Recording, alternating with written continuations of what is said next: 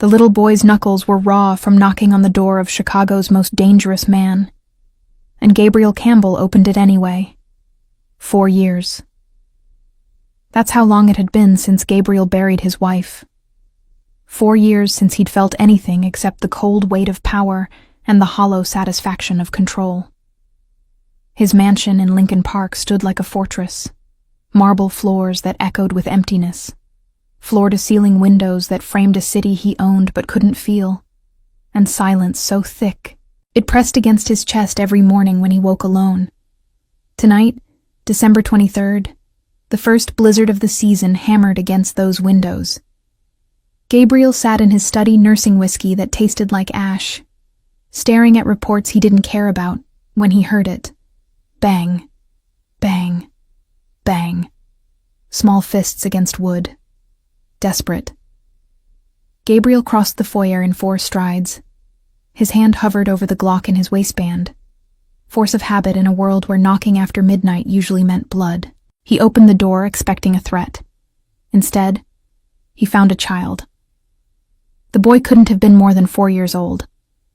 Dark curls plastered to his forehead by melting snow. Wearing Spider-Man pajamas under a coat 2 sizes too small. His lips were blue. His eyes, impossibly large and brown and terrified, locked onto Gabriel's face. "Sir," the child said, voice shaking. "My mom's crying in the bathroom and won't come out. Can you help her?" Gabriel's world tilted. Welcome to Redemption. Chronicles, where the most ruthless men find their hearts in the most unexpected places. And love is always a rebellion against the darkness. If you believe that even broken people deserve a second chance, hit that subscribe button and like this video to support stories that make you feel. Drop a comment telling us where you're watching from.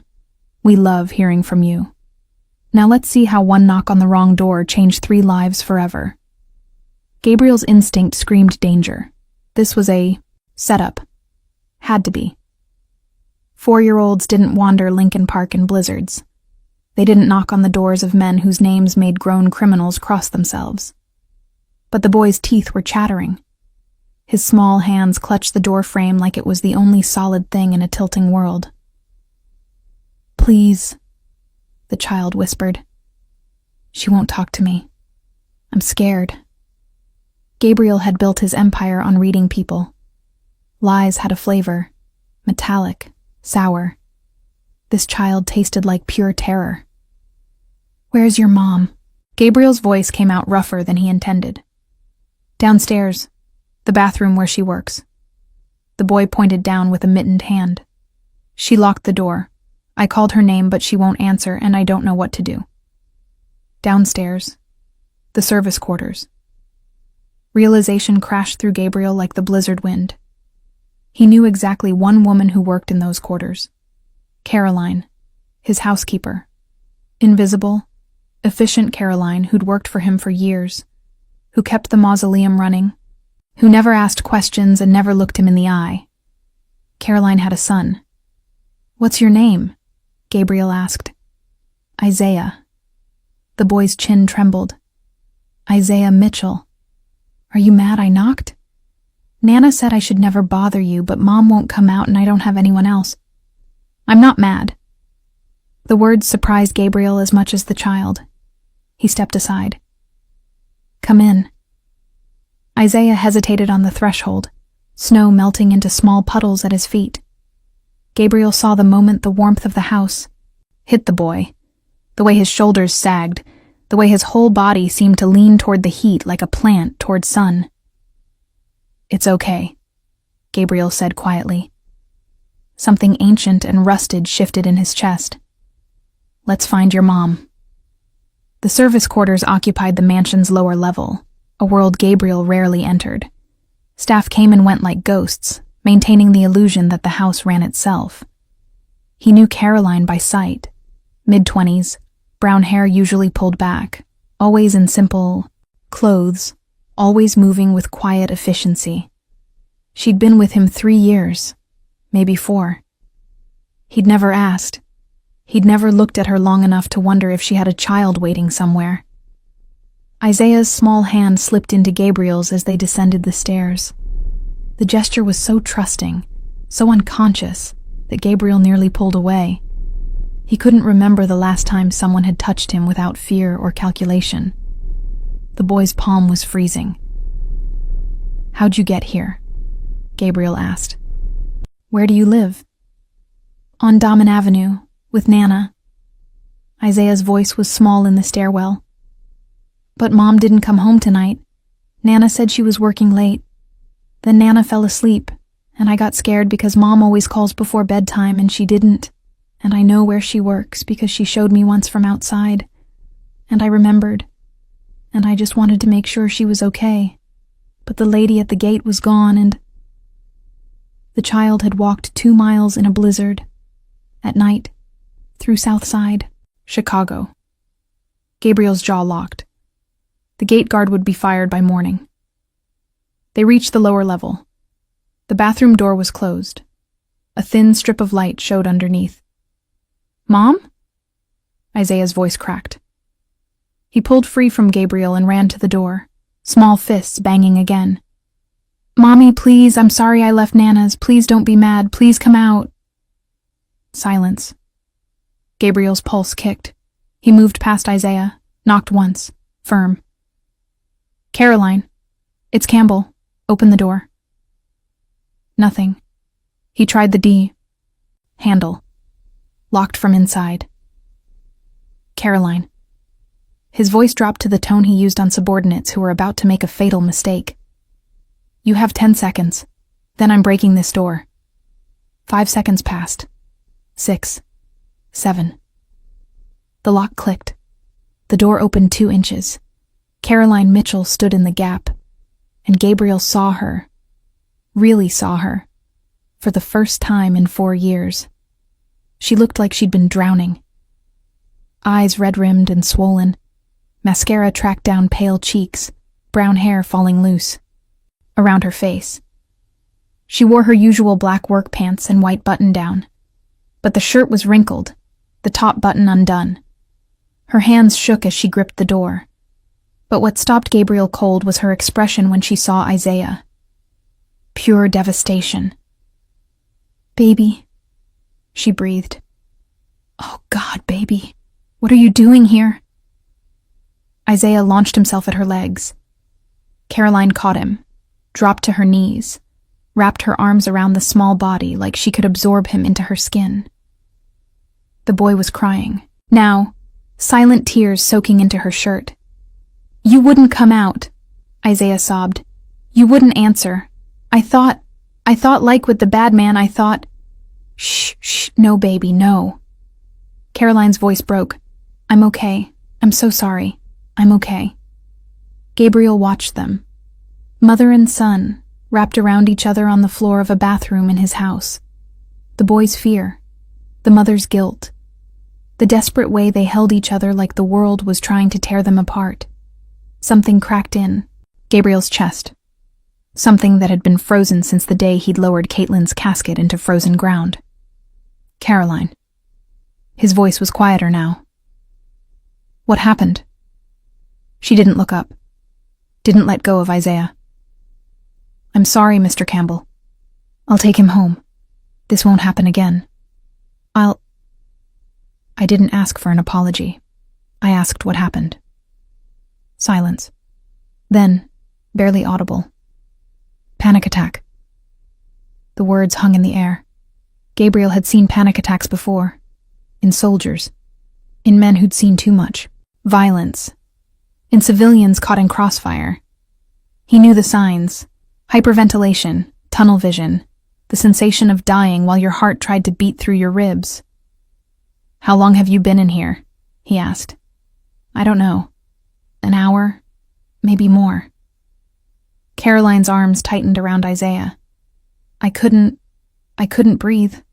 I couldn't move. "I'm sorry. I know I was supposed to finish the upstairs rooms.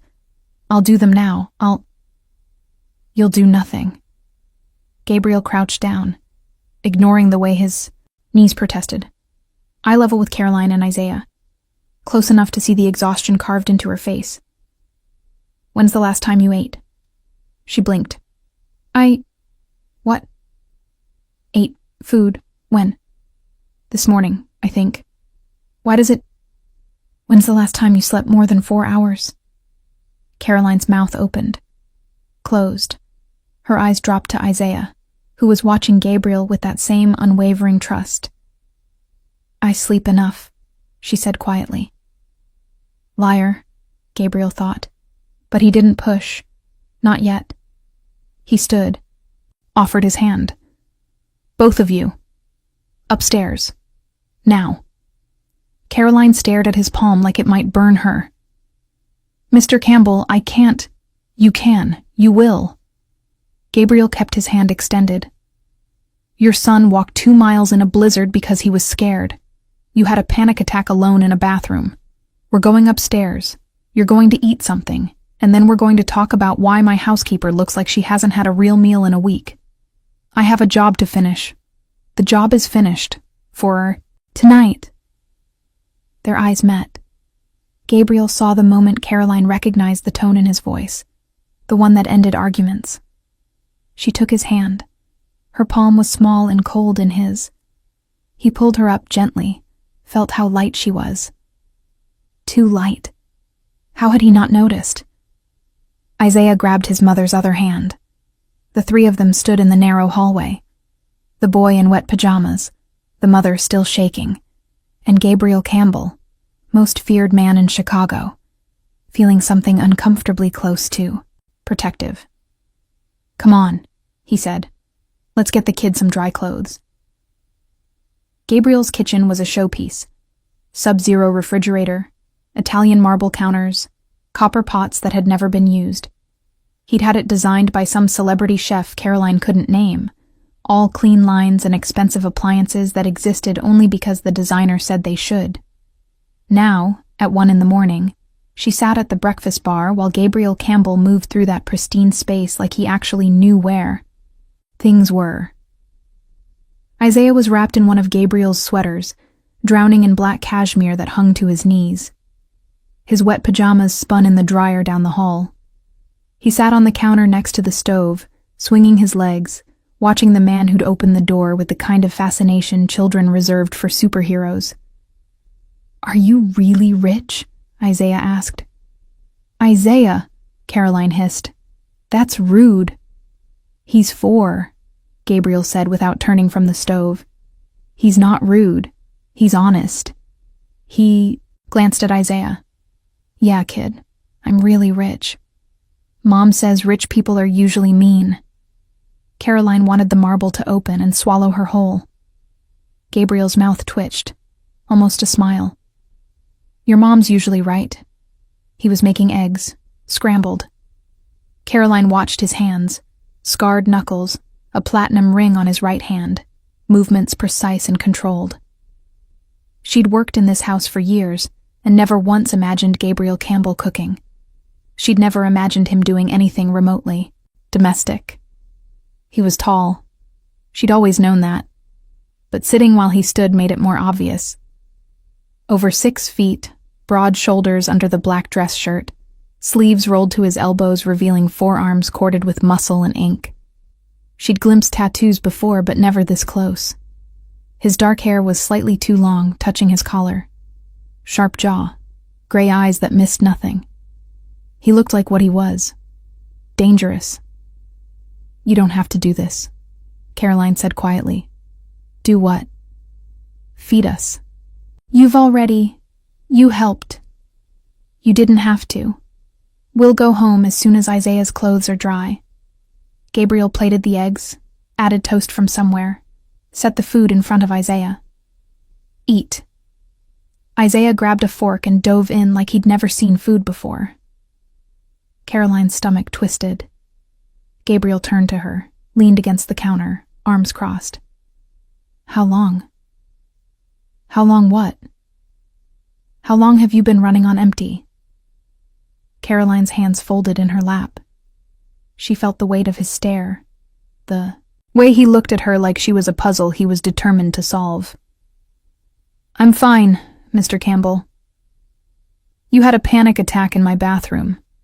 Your son walked through a blizzard because you didn't come home. You look like you haven't slept in a week." His voice stayed level. Calm.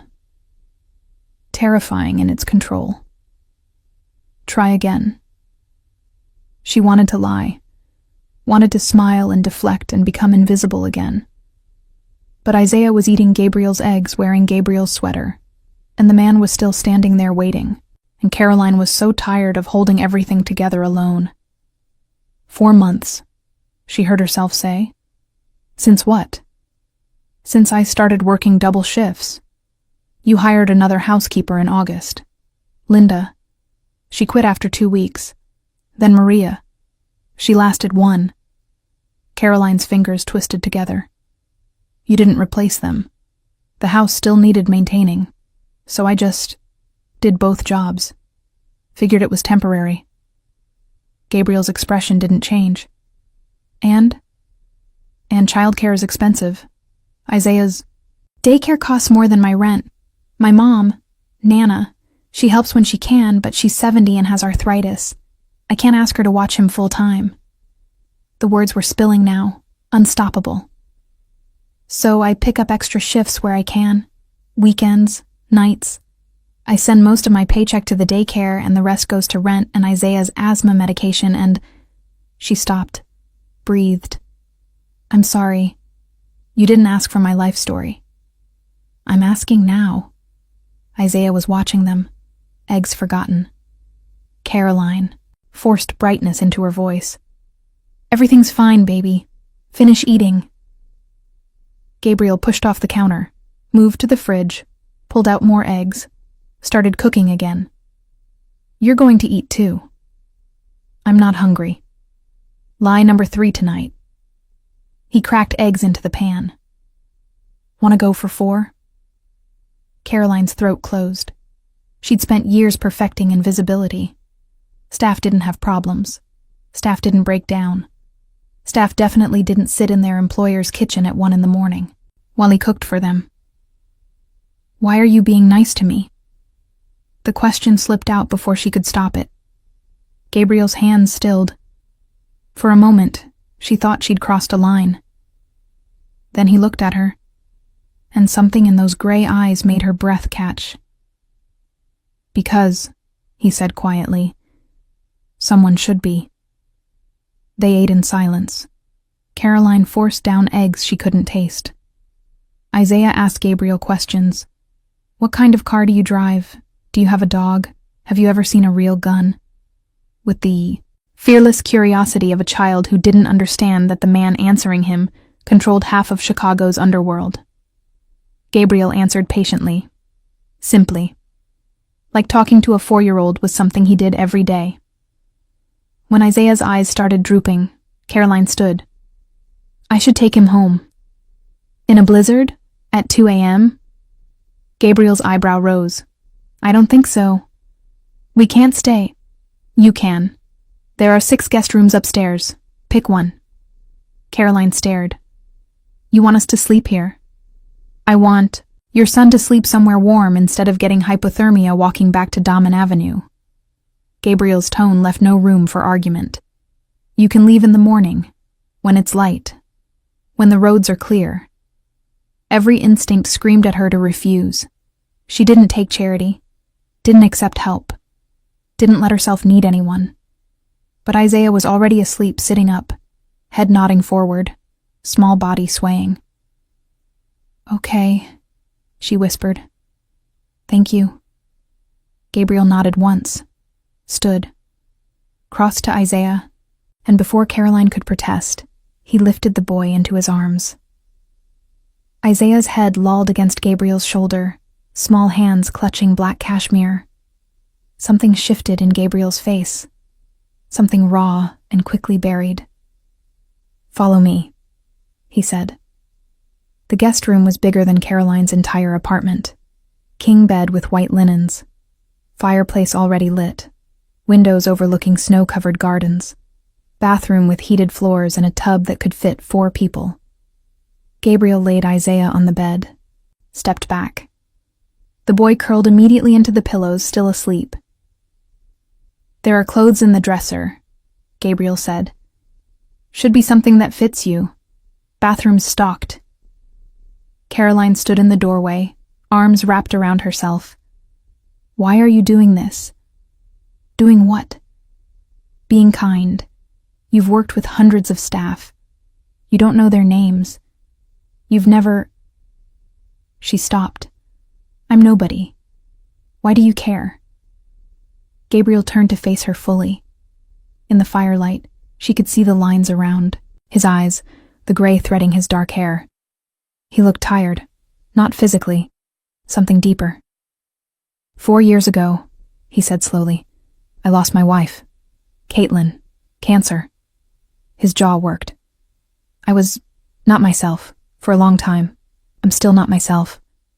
He glanced at Isaiah. That kid out there walked 2 miles in a blizzard because he was scared, because someone he loved needed him and he didn't care about the danger. He just knew she needed help. He looked back at Caroline. I wish, Gabriel said, quietly.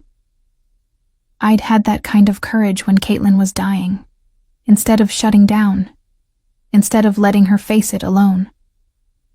The confession hung between them. Caroline saw the truth of it in his face, the guilt, the regret, the weight he'd been carrying. You're not nobody, Gabriel said, and your son is brave as hell. Get some sleep, Caroline. He left before she could respond. The door clicked shut. Caroline stood in the silent room, listening to Isaiah breathe, feeling the warmth of the fire seep into her frozen bones. For the first time in 4 months, she let herself cry. Not from panic, not from fear, from something dangerously close to hope. Caroline woke to sunlight streaming through unfamiliar windows and the smell of coffee. For 3 perfect seconds, she forgot where she was, forgot the panic attack, the blizzard, Isaiah's terrified face at the door. She just existed in warmth and soft sheets and silence. Then memory crashed back. She sat up. Isaiah's side of the bed was empty. Panic surged. She threw off covers, stumbled toward the door, still wearing yesterday's wrinkled work clothes. Her heart hammered against her ribs as she followed the sound of voices downstairs. The kitchen. She stopped in the doorway. Isaiah sat at the breakfast bar in his Spider-Man pajamas, dry now, smelling like expensive laundry detergent. He was eating pancakes. Actual pancakes with strawberries and whipped cream, talking animatedly to Gabriel Campbell, who stood at the stove, flipping more. And then the Green Goblin threw a pumpkin bomb, Isaiah said through a mouthful of pancake. But Spider-Man caught it and threw it back, and he spotted Caroline. Mommy, Mr. Gabriel made pancakes. They have strawberries. Gabriel glanced over his shoulder. Coffee's fresh, cream and sugar on the counter. Caroline's brain struggled to process the scene. Gabriel was barefoot. Barefoot. In black jeans and a gray Henley that clung to his shoulders, hair damp like he'd showered, looking more human than she'd ever seen him.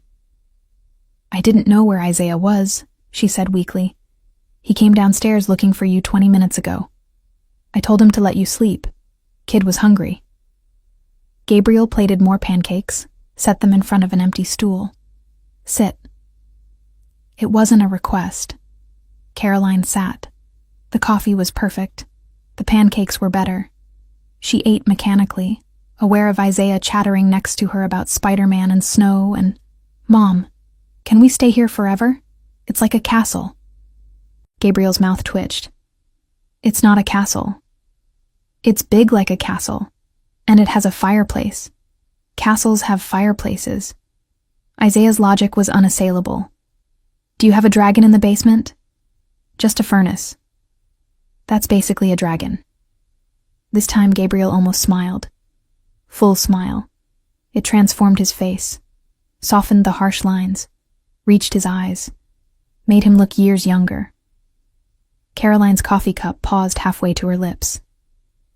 Isaiah kept talking, explaining the intricate plot of Spider-Man, Into the Spider-Verse, and Gabriel listened like it was the most important briefing he'd ever received.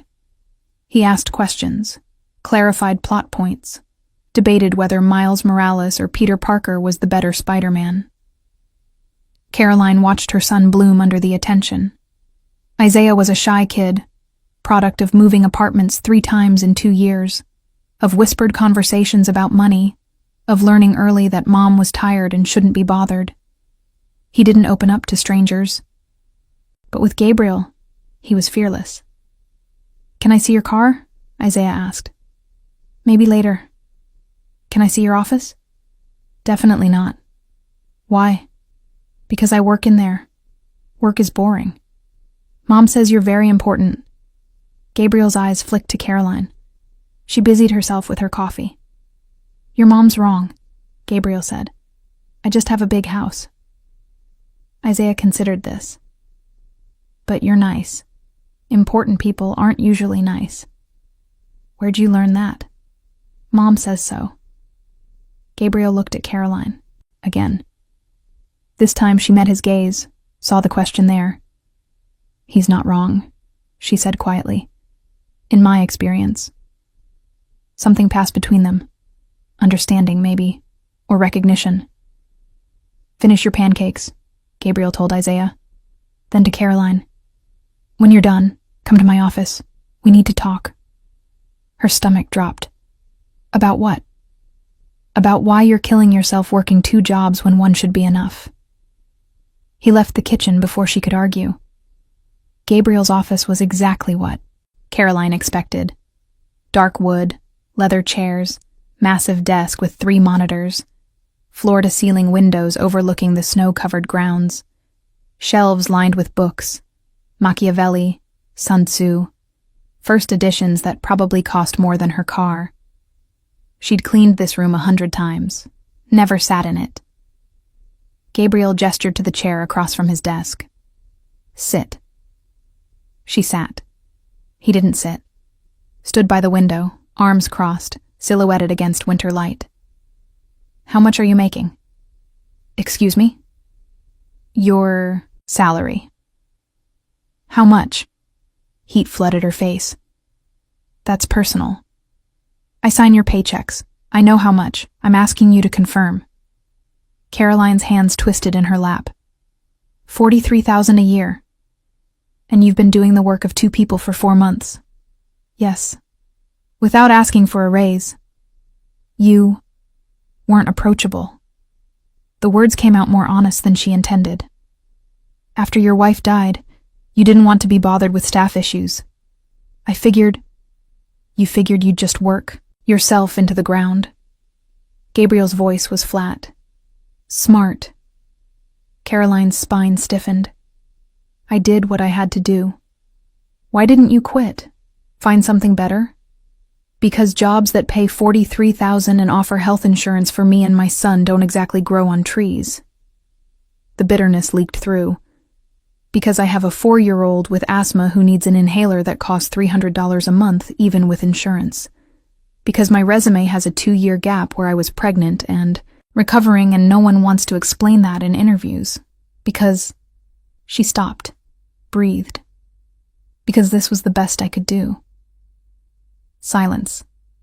Gabriel turned from the window, looked at her with those gray eyes that saw too much. "What happened to his father?" Caroline's blood froze. "Isaiah's father," Gabriel clarified.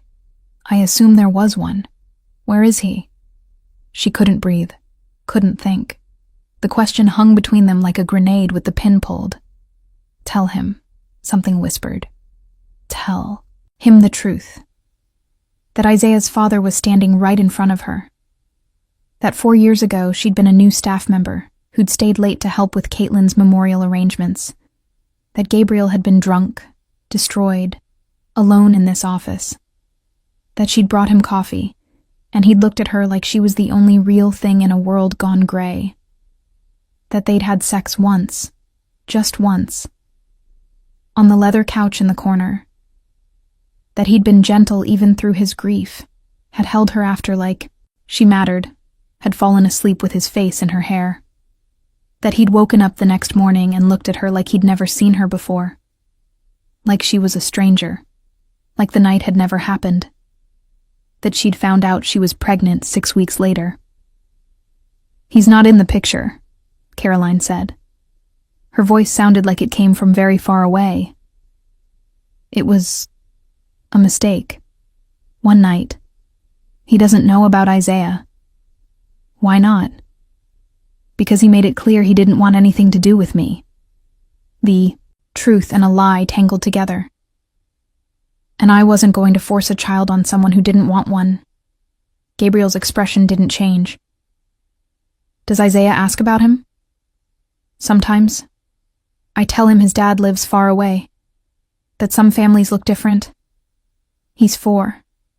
He doesn't push. But he will. Eventually." "I know." Caroline's throat ached. "I'll handle it when it comes." Another silence. Gabriel moved to his desk, pulled open a drawer, withdrew a checkbook. Started writing. "What are you doing?" Caroline asked. "Fixing the salary problem." He ripped out a check, held it toward her. "This is back pay for the 4 months you did 2 jobs. And this," he wrote another check, "is a raise, effective immediately, $70,000 a year." Caroline stared at the numbers. "I can't." "You can. You will." Gabriel's tone left no room for argument. "And I'm hiring 2 more housekeepers, full staff, so you work 1 job, not 2. "Why?" "Because watching you run yourself into the ground benefits no one." He set the checks on the desk between them. "And because your son shouldn't have to walk through blizzards to find you." Caroline looked at the checks. 70,000. More money than she'd ever made. Enough to afford a better apartment. Enough to stop choosing between electricity and groceries. Enough to feel like she could breathe. "There's one condition," Gabriel said. Of course there was. "What?" "Isaiah." Gabriel's voice softened fractionally. "Bring him with you. To work." Caroline's head snapped up. "What?" "This house is too big, too empty, and he clearly likes pancakes." Something moved behind Gabriel's eyes, something ancient and painful. "Caitlin and I never had kids. She wanted them. We ran out of time." His jaw worked. This place could use someone small running around, making noise, being alive. Understanding crashed through Caroline like cold water. He wasn't just helping her. He was helping himself, filling some hollow place that Isaiah had accidentally stumbled into last night. "Gabriel?" She used his first name without thinking. "You don't have to." "I know I don't have to. I want to." He met her eyes. "Is that a problem?" Caroline looked at the man who'd opened his door to a terrified child, who'd made pancakes and answered questions about Spider-Man, and sat on the floor with her son like it was the most natural thing in the world. The man who was Isaiah's father, and didn't know it. "No," she whispered. "It's not a problem." 3 weeks. That's how long it took for Isaiah to become a fixture in Gabriel Campbell's life. Caroline brought him every day. Isaiah would race through the marble halls in his sneakers, backpack bouncing, filling the silent mansion with laughter and questions and endless energy. Gabriel's office became a secondary playroom, coloring books spread across the leather couch, action figures staging battles on the mahogany desk. Gabriel bought toys, not because Isaiah asked, but because the kid needed something to do while Caroline worked. At least that's what Gabriel told himself. The truth was harder to admit. Isaiah made the house feel less like a mausoleum. "Mr. Gabriel?" Isaiah's voice interrupted Gabriel's conference call with his underboss. "Can you help me?" Gabriel held up one finger, mouthed, 1 minute. Isaiah nodded solemnly, clutching a broken action figure. "Tony." I don't care if Marino thinks he can renegotiate, Gabriel said into the phone. The terms were clear. He pays what he owes, or we collect differently. End of discussion. He hung up. Isaiah climbed onto Gabriel's lap without hesitation, holding up Spider-Man with a detached arm. He fell. Look serious. Can you fix him? Gabriel examined the toy. The arm had snapped clean off. He rummaged through his desk drawer, found superglue, carefully reattached the limb. Give it 5 minutes to dry. Isaiah watched, fascinated. You're good at fixing things. Sometimes. Mom says you're good at everything. Gabriel's hand stilled. Your mom talks about me. She says you're very kind and very sad. Isaiah tilted his head, studying Gabriel with those big brown eyes. Why are you sad? The question punched through Gabriel's chest. He'd spent 4 years perfecting his mask, cold, controlled, unreachable. No one asked him personal questions. People who worked for him knew better. People who feared him didn't care. But Isaiah was 4. He didn't know the rules. I lost someone, Gabriel said quietly. Someone I loved very much. Like when my goldfish died? Sort of. Except she was a person. My wife. Isaiah absorbed this. Is she in heaven? I don't know. Maybe. Mom says people we love never really leave. They stay in our hearts. Isaiah patted Gabriel's chest seriously. Is she in there? Gabriel's throat closed. Yeah, kid, she's in there. Then you're not alone. Isaiah smiled, guileless, trusting. And you have me and Mom now, so you have lots of people. Something cracked in Gabriel's chest. Something that had been frozen solid for 4 years. Something he'd thought was dead. He pulled Isaiah closer, buried his face in the boy's dark curls for just a moment. Isaiah wrapped small arms around Gabriel's neck, holding on with the easy affection of a child who didn't know that grown men weren't supposed to need comfort. Yeah, Gabriel whispered. I guess I do. That night, after Caroline took Isaiah home, Gabriel stood in the doorway of the room he hadn't opened in 4 years, Caitlin's studio. He'd locked it the day after her funeral. Couldn't stand seeing her art supplies gathering dust, her half-finished paintings staring at him like accusations. She'd been a painter, abstract, beautiful, full of color and life. Everything Gabriel wasn't. He turned the key now. The door swung open. Dust motes danced in moonlight. Canvas covered the walls. Her easel still stood by the window, a painting of Lake Michigan at sunrise frozen in time. Her brushes sat in mason jars. Her palette was crusted with dried paint.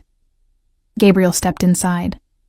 The guilt was immediate, suffocating. He'd locked this room because seeing it hurt too much. But maybe that was the problem. Maybe he'd spent 4 years running from pain instead of feeling it. He moved to the easel, touched the canvas lightly. Caitlin had been painting this the week before she got too weak to stand. She'd worked on it between chemo sessions, determined to finish. She never had. I'm sorry, Gabriel said to the empty room. I'm so sorry I couldn't save you. The words echoed. No one answered. But something shifted. Something Gabriel couldn't name. Permission, maybe. Or just the realization that Caitlin wouldn't have wanted him to live in a mausoleum. She'd loved life too much for that. She would have loved Isaiah. The thought came unbidden. Gabriel could almost see it. Caitlin laughing as a small boy showed her his drawings, patiently explaining comic book plots, making pancakes, shaped like Spider-Man masks. She would have wanted Gabriel to open his heart again. He pulled out his phone, texted Caroline. Can Isaiah come earlier tomorrow? Want to show him something? Her response came 30 seconds later. Of course. Everything okay?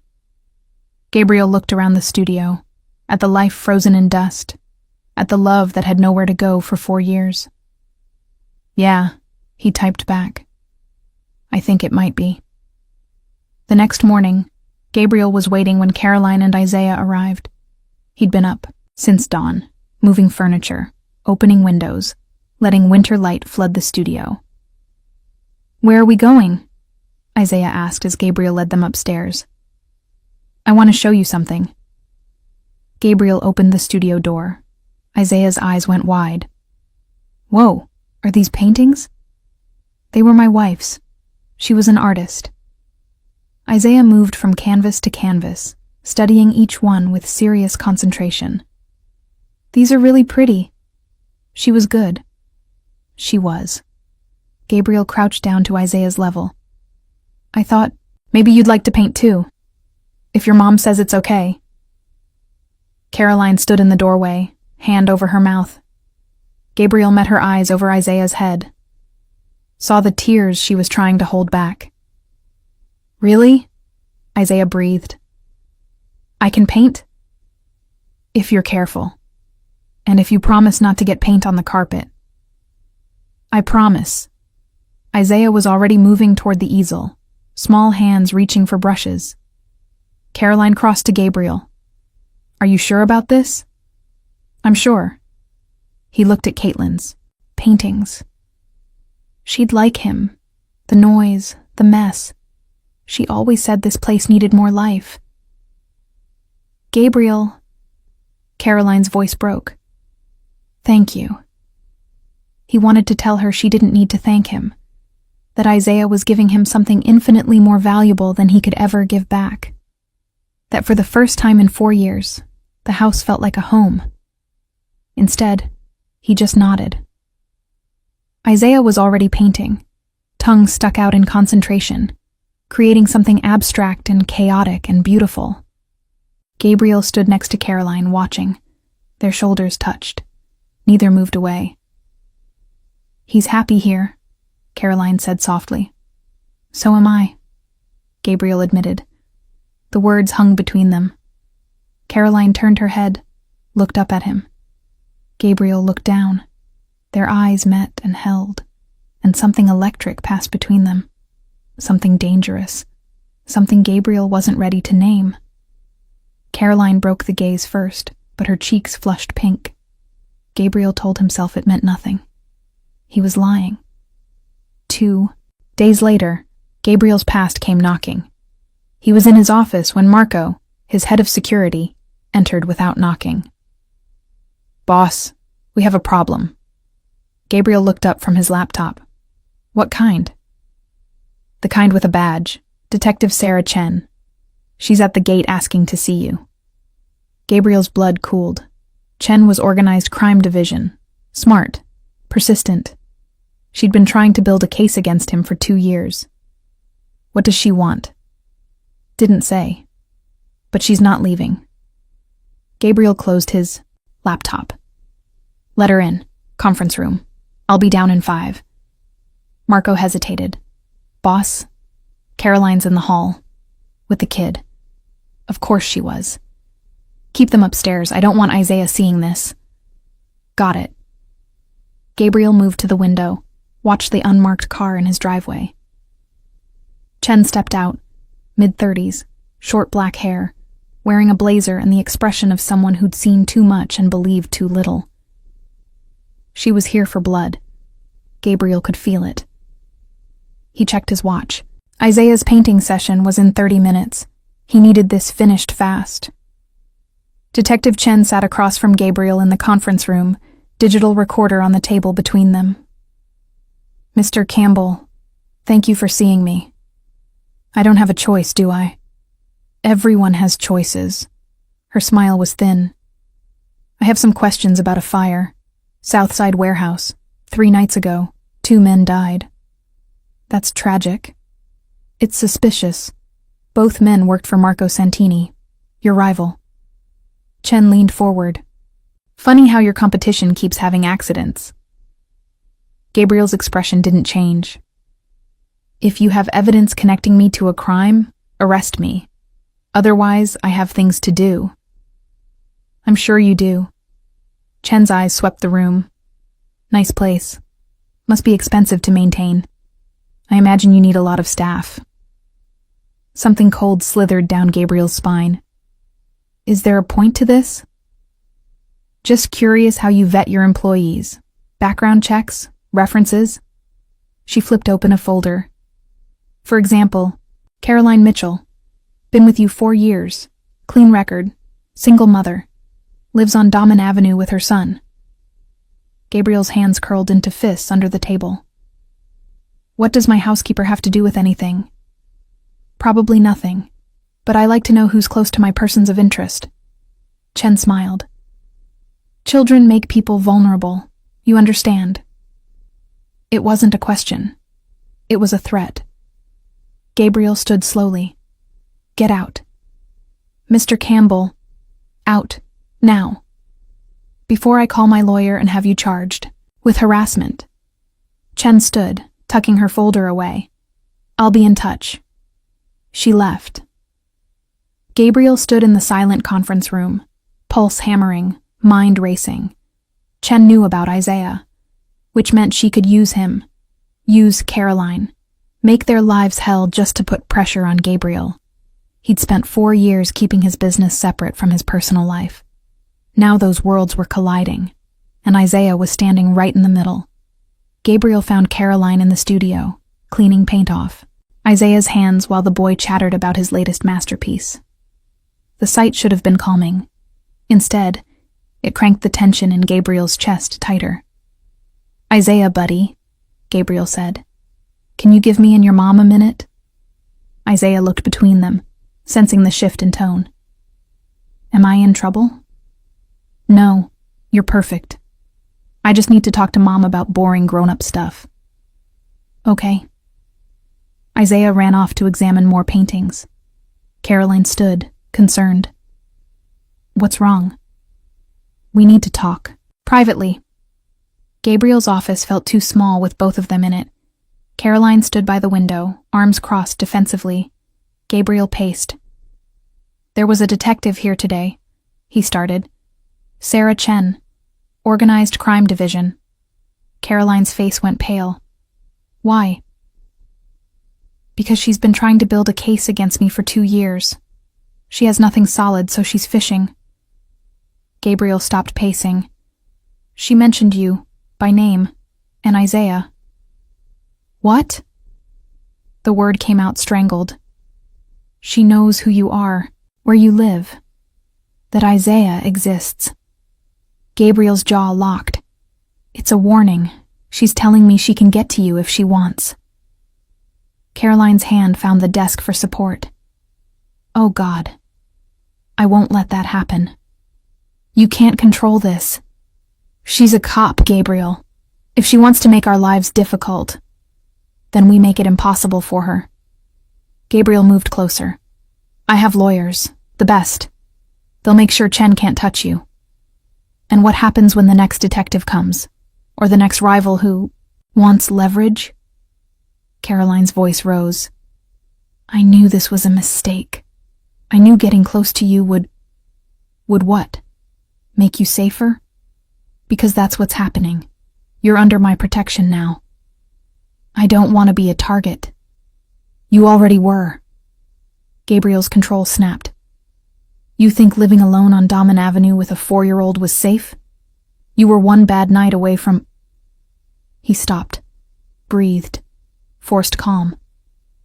At least here, I can protect you. Silence. Caroline stared at him, chest heaving. This isn't just about Isaiah, is it?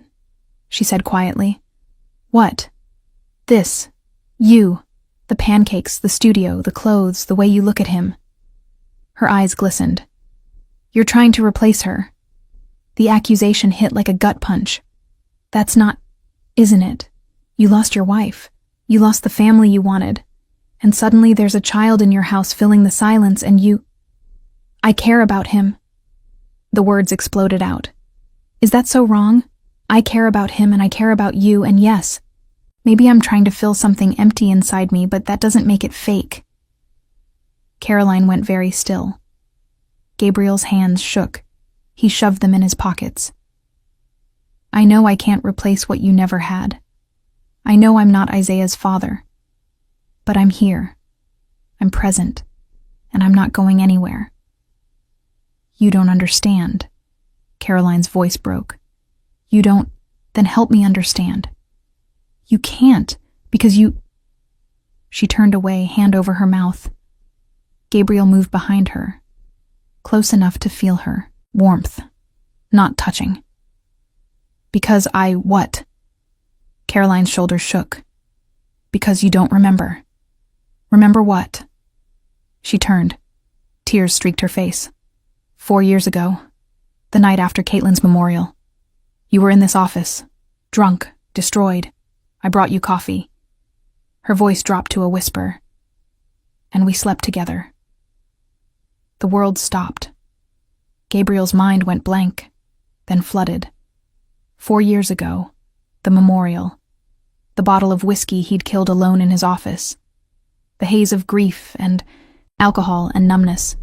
Someone had brought him coffee. He'd looked up and seen someone, a woman, kind eyes, gentle hands. She'd sat with him, let him talk about Caitlin, let him fall apart. And then, oh God. Caroline, he breathed. You don't remember my face. I know that. But I remember yours. Her tears fell freely now. You held me like I mattered. Like I was real. And then you woke up and looked at me like I was a stranger. Like it never happened.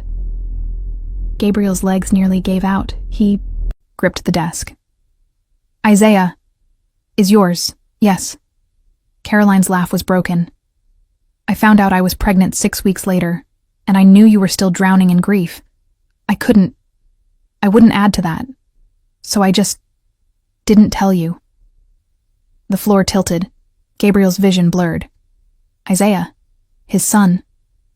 The boy he'd been teaching to paint and making pancakes for and reading bedtime stories to. His son. Why? The word scraped out. Why didn't you tell me? Because you didn't want me. Caroline's voice cracked.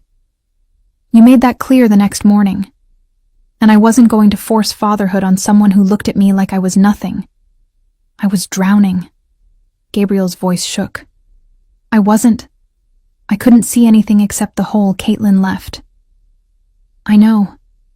That's why I stayed quiet. Caroline wiped her face. But now you care about him. Now you've let him in. And I don't know how to tell you the truth without destroying everything. Gabriel sank into his desk chair, put his head in his hands. Isaiah's face flashed through his mind. Those big brown eyes, that smile, the way he'd patted Gabriel's chest and said, you have me now. His son. He had a son. Gabriel, please say something. He looked up. Caroline stood across the desk, terrified and brave and waiting for him to explode. Instead, Gabriel asked the only question that mattered. Does he know that you're his father? No. Does he ask? Sometimes. I tell him his dad lives far away. Caroline's voice broke again. I didn't know. I didn't know you'd fall in love with him. Gabriel stood, moved around the desk, stopped inches from Caroline. I should be angry, he said quietly. I should be furious that you kept this from me for 4 years. I know. But I'm not. He touched her face, thumb brushing away tears. Because you gave me something I didn't think I'd ever have. You gave me a son. Caroline's breath hitched. I don't remember that night, Gabriel continued. But I remember waking up feeling less empty. Like someone had reached into the dark and pulled me back. His hand cupped her cheek. That was you. Gabriel, we're going to figure this out, together. His voice steadied. Isaiah is mine. You're mine. And I protect what's mine. I'm not yours. Aren't you? His gray eyes locked on hers. Tell me you haven't felt it. The way we fit. The way Isaiah looks at me like I'm his hero. The way you look at me when you think I'm not watching. Caroline's cheeks flushed. This is complicated. Everything worth having is. They stood in silence. The distance between them charged with possibility and fear, and something that felt dangerously like fate.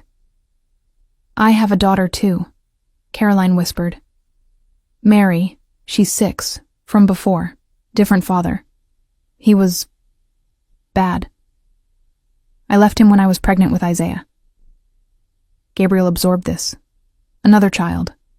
Another layer of complexity. Where is she now? With my mom. I didn't want to uproot her. She doesn't know about you. Then it's time she did. Gabriel's decision was instant. Bring her here. Both of them. Move in properly. Gabriel, that's what families do. We stay together. He leaned closer. Let me do this right. Let me be the father Isaiah deserves. The father Mary deserves. Let me...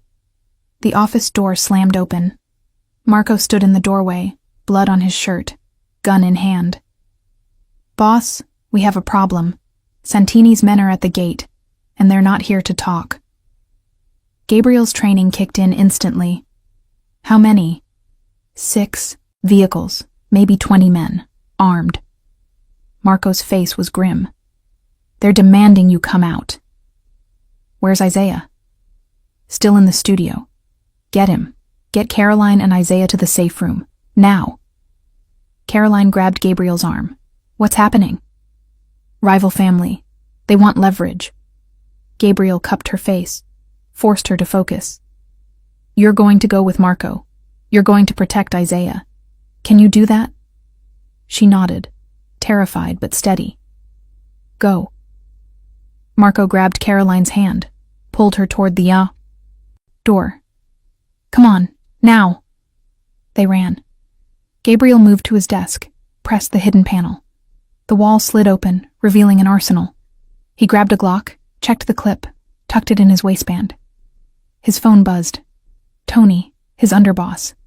We're 10 minutes out. Hold position. Gabriel typed back. Civilians in house. No shots near the main building. He moved to the window. 6 black SUVs blocked his gate. Men in tactical gear spread out across the driveway. Marco Santini himself stood in front, megaphone in hand. Campbell! We know you're in there! Gabriel's jaw locked. Santini. The bastard who'd been trying to take over Gabriel's territory for 6 months. The fire Chen had mentioned. That was Gabriel shutting down Santini's latest expansion attempt. Now Santini was here for revenge. We can do this easy or hard, Santini's voice echoed. Come out, we talk. Stay in, we come in. Your choice. Gabriel grabbed his phone, called Marco. Status? Safe room secured. Caroline and the kid are locked. In. He's scared but holding up. Stay with them. Don't open that door for anyone but me. Boss. That's an order. He hung up, checked his watch. 8 minutes until Tony arrived with reinforcements. 8 minutes to keep Santini from entering the house. 8 minutes to protect his son. The thought still felt surreal. His son. Isaiah. The boy painting in the studio upstairs, who'd asked Gabriel to help fix Spider-Man, who'd patted his chest and said, "You're not alone." Gabriel would die before letting Santini touch him. He opened the window, called down. Santini, you've got 30 seconds to leave my property. Santini laughed. Or what? You'll call the cops? We both know you can't. Not with your record. I don't need cops. Then what do you... Gunfire erupted, not from Santini's men, from the perimeter. Gabriel's security team responding to the breach. Santini's men scrambled for cover, returning fire. The driveway erupted into chaos. Gabriel's phone buzzed. Tony, we're at the south entrance, moving in. It was about to get bloody. Gabriel moved through the house in tactical mode. Years of military training, of surviving Chicago's underworld, of protecting what was his. He cleared each room, ensured no one had breached the interior. The gunfire outside intensified. Shouts, breaking glass, the sharp crack of rifle fire. Gabriel reached the hallway outside the safe room. Marco stood guard, weapon drawn. "Status?" Gabriel asked. "Doors holding. They're quiet in there." "Good. Tony's team is engaging outside. This'll be over soon." A window shattered downstairs. Footsteps. Heavy. Multiple. Gabriel and Marco exchanged looks. Someone had breached. "Stay here," Gabriel ordered. "Protect that door." "Boss, do it." Gabriel descended the stairs. 3 men in tactical gear moved through his foyer, weapons raised. They spotted him. "There, take him." Bullets chewed through plaster. Gabriel dove behind a marble column, returned fire. 1 man dropped. 2 left. They advanced. Gabriel waited, counting footsteps. When they rounded the column, he was ready. 2 shots. Both men down. Silence. Gabriel's ears rang. He checked the bodies. All 3 dead. Necessary. Regrettable. More footsteps above. Gabriel spun, weapon raised. Isaiah stood at the top of the stairs. Gabriel's heart stopped. "Isaiah, get back." "I want Mom." The boy's voice was high, terrified. He must have slipped past Marco somehow. "I want Mom, and I want you, and I'm scared." "Isaiah, listen to me." Gabriel kept his voice calm, despite the adrenaline screaming through his veins. "I need you to go back to Marco." "Can you do that?" "No, I want—" The front door exploded inward. 4 more men. Gabriel moved on instinct, putting himself between Isaiah and the threat. "Stay behind me." "Campbell!" The lead man's voice was cold. "Step aside. We're not here for you." Gabriel's blood turned to ice. "You're not touching him." "That your kid. Cute. Bet he'd make excellent leverage."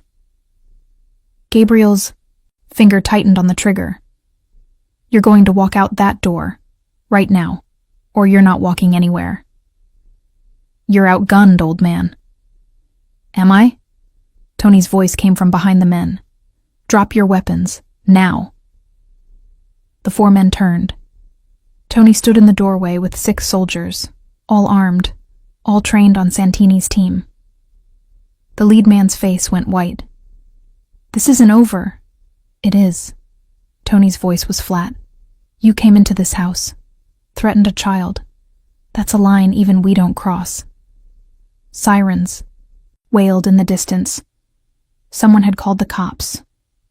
The 4 men bolted. Gabriel lowered his weapon, turned. Isaiah was crying, small body shaking. Gabriel holstered his Glock, climbed the stairs, dropped to his knees in front of the boy. Hey, it's okay. You're safe." Isaiah threw himself into Gabriel's arms. "I was scared. I didn't want you to get hurt." Gabriel held him, tight, feeling the small heartbeat against his chest, the warmth, the trust. His son. "I'm okay," Gabriel whispered. "I'm right here. I've got you." Marco appeared, face white. "Boss, I'm sorry. He slipped through when— It's fine. Get Caroline. Tell her we're clear." Marco vanished. Gabriel stayed on the stairs, holding Isaiah, listening to the sirens get closer. Everything was about to change. Chen would have a field day with this. The cops would ask questions. Santini would regroup. But right now, in this moment, Gabriel had his son in his arms, and nothing else mattered. Caroline burst from the safe room and found them on the stairs. "Isaiah! Oh God, Isaiah!" Isaiah reached for her. Gabriel transferred the boy into her arms, watched them cling to each other. "Is it over?" Caroline asked. "For now." Gabriel stood. "But Santini knows about Isaiah now. He'll use that." "What do we do?" Gabriel looked at his son, in Caroline's arms. Made the decision that had been building since the moment she'd told him the truth. "We leave," he said. "Tonight. I have a house in Michigan, off the grid, isolated, safe. He met Caroline's eyes. All of us. You, Isaiah, Mary. We disappear until I handle Santini permanently. Gabriel, you can't just— I can. I will. He touched Isaiah's face. He's mine, Caroline. Which means I'll burn this city down before I let anyone hurt him. Caroline stared, saw the truth in his face. Okay. Okay? Okay. She held Isaiah tighter. We trust you. The words settled over Gabriel like a benediction. Trust. Something he hadn't earned. Something he'd been given anyway. Pack light, he said. We leave in 2 hours. The lake house sat at the edge of Lake Michigan, 40 miles from civilization. Gabriel had bought it years ago as a safe house. Bulletproof windows, reinforced doors, satellite internet, generator backup. He'd never imagined he'd bring a family here. Now, 3 weeks after the attack, the house felt less like a fortress and more like a home. Isaiah ran through the rooms in thick socks, sliding on hardwood floors, laughing as Mary chased him. Mary had adjusted faster than Caroline expected. The 6-year-old had taken one look at Gabriel, decided he was cool like Batman, and immediately claimed the bedroom with the best window view. Caroline stood in the kitchen making dinner, watching her children play, trying to process how her life had transformed in less than a month. Gabriel entered from the back deck, bringing cold air and the smell of snow. Tony called. Santini's in custody. Chen made a deal. She drops her.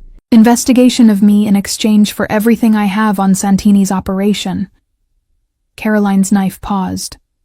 So we can go home? If you want. Gabriel crossed to the counter. Or we can stay. She looked at him. Really looked. He'd changed in 3 weeks.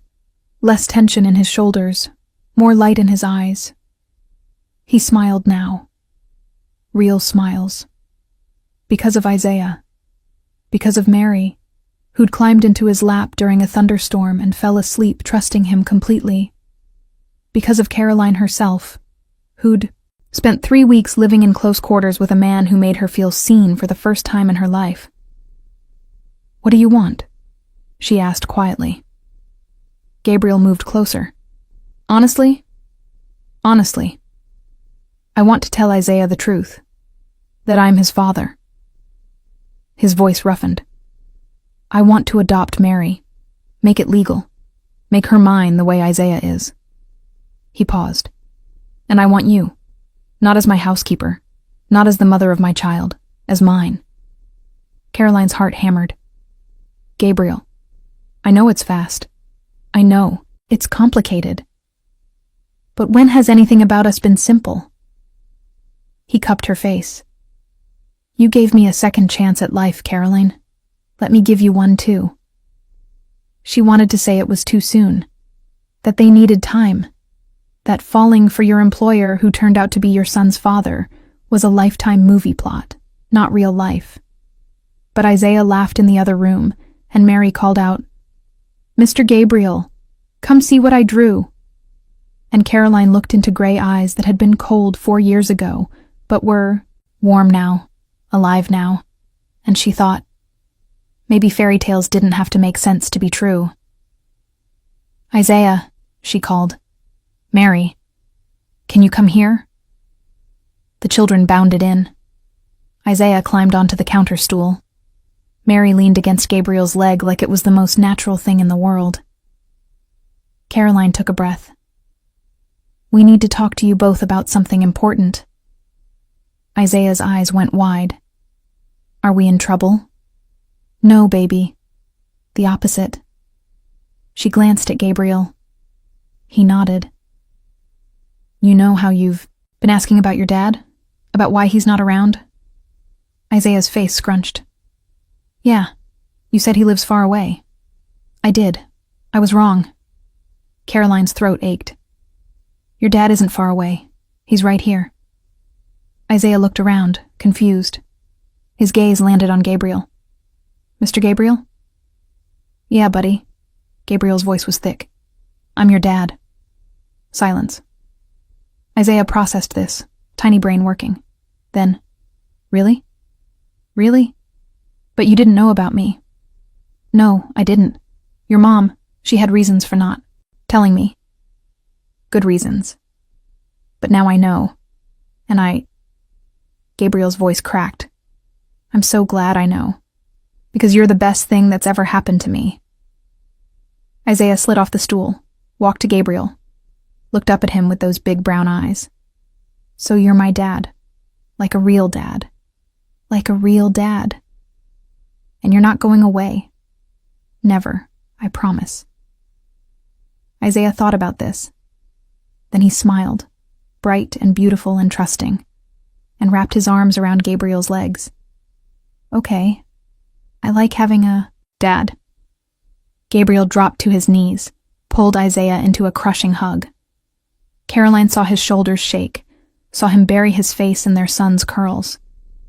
When he looked up, tears tracked down his face. Mary tugged Caroline's hand. Mom? What about me? Caroline knelt down. What about you, sweetheart? Does Mr. Gabriel want to be my dad too? Even though I'm not his real daughter? Gabriel released Isaiah, turned to Mary. Come here. Mary walked over cautiously. Gabriel took her small hands. Mary, I want you to listen very carefully. You are my real daughter. Not because of blood, because I choose you. And I'm going to love you just as much as I love Isaiah. Forever. Is that okay with you? Mary's lip trembled. You promise? I promise. Can I be your dad? Mary launched herself at him. Yes, yes, yes, yes. Gabriel caught her, held both children, and Caroline's vision blurred with tears. Her family. Somehow, against all odds, she had a family. Later, after the children were asleep, Caroline found Gabriel on the back deck.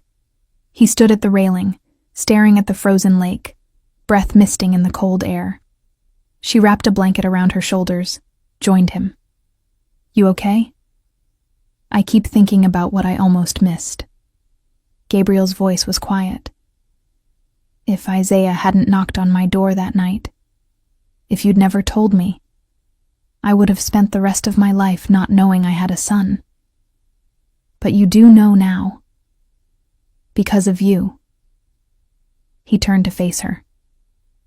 You could have kept the secret forever, but you didn't. I was tired of lying, and you deserved to know. Caroline moved closer. You're a good father, Gabriel. Better than you think. I don't know how to do this. Be a dad. Be a family. None of us do. We just figure it out together. She touched his face. You're not alone anymore. Gabriel's hand covered hers. Neither are you. They stood in the cold, the dark lake stretching before them, the warm house at their backs. Inside, 2 children slept soundly, dreaming of snowmen and pancakes and a father who'd promised never to leave. Caroline thought about the girl she'd been 4 years ago, desperate, alone, terrified. That girl had made impossible choices to survive, had carried secrets that weighed like stones, had believed she'd spend her whole life invisible. She'd been wrong. Gabriel? She whispered. Yeah. I love you. The words hung in the frozen air. Gabriel went very still. Then he pulled her close, buried his face in her hair. I love you too, he said roughly. Both of you. All 3 of you. I don't know how this happened, but I'm not letting go. Good, Caroline said, because we're not going anywhere. They kissed there on the deck, the lake wind biting their skin, the stars impossibly bright above. It wasn't a fairy tale kiss. It was real. Messy and imperfect and tentative, tasting like coffee and hope and second chances. When they pulled apart, Gabriel was smiling. Real. Unguarded. Marry me, he said. Caroline laughed. That's, not a question. Marry me anyway.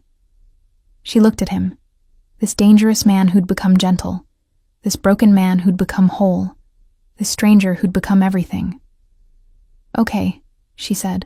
"Yes." 6 months later. The wedding was small, just family. Tony stood as Gabriel's best man, cracking jokes about how the boss had finally been tamed by a 4-year-old. Caroline's mother cried through the entire ceremony. Isaiah served as ring-bearer with extreme seriousness. Mary scattered flower petals, with chaotic enthusiasm. They married at the lake house. Spring had transformed the landscape. Ice melted, wildflowers blooming, birds returning. The judge who officiated was an old friend of Gabriel's, someone who owed him favors and didn't ask questions. When Gabriel kissed his bride, Isaiah cheered. Mary made gagging noises. Everyone laughed. The reception was dinner on the back deck, steaks and wine and children running wild in the grass. As the sun set over Lake Michigan, painting the sky, in shades of gold and pink, Gabriel pulled Caroline aside. "Thank you," he said. "For what?" "For knocking on my door, for giving me Isaiah, for giving me a reason to be more than what I was." He kissed her forehead. "For saving me. You saved us first. Then we're even." They stood together, watching their children play, the lake stretching endless before them. It wasn't the life Caroline had imagined. It was better. Behind them, the house glowed warm with light. Inside, rooms that had once echoed with emptiness now overflowed with laughter and toys and the beautiful chaos of a family. Gabriel had finally filled the mausoleum, not with ghosts, but with life. And Caroline had finally found a place where she was seen, where she mattered, where love wasn't something she had to beg for. It was something freely given. Isaiah ran over, grass-stained and grinning. "Dad! Mom! Watch this!" He attempted a cartwheel, fell on his face, popped back up laughing. Gabriel swept him up. "Very impressive! I'm gonna be a gymnast!" "You're gonna be whatever you want to be." Mary joined them, tugging Gabriel's sleeve. "Can we make s'mores? Please, please, please?" Gabriel looked at Caroline. She nodded. "Absolutely. Go grab the marshmallows." The children raced off.